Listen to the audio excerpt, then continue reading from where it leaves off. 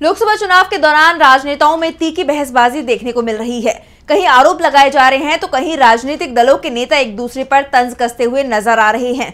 हाल ही में कांग्रेस सांसद राहुल गांधी ने पीएम मोदी पर करारा हमला बोलते हुए कहा कि नरेंद्र मोदी हार के डर से कांप रहे हैं। इसके साथ ही कांग्रेस सांसद ने कई बड़े दावे भी किए।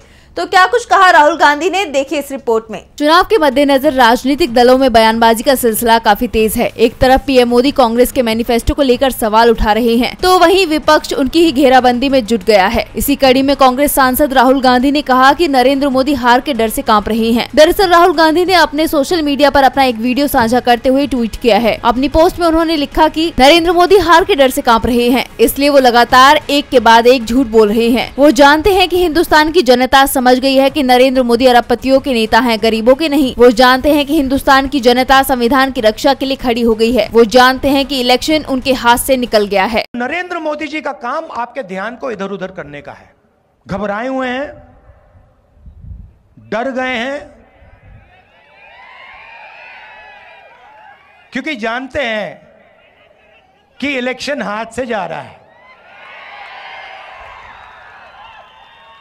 और इलेक्टोरल बॉन्ड्स में इतनी चोरी हुई है कि इलेक्शन के बाद उनकी मुश्किल हो जाएगी।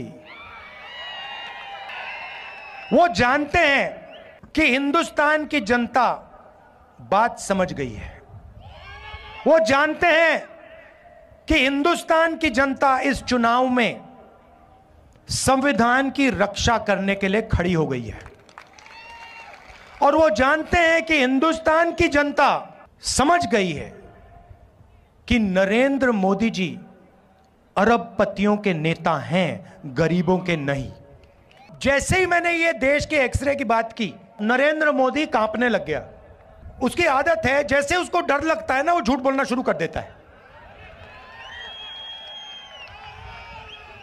जैसे ही उसको डर लगता है, वो कभी पाकिस्तान की बात करेगा, कभी चाइना की बात करेगा, तो एक के बाद एक झूठ बोल रहा है, मगर इस बार नहीं निकल पाएगा। डीबी लाइव की रिपोर्ट।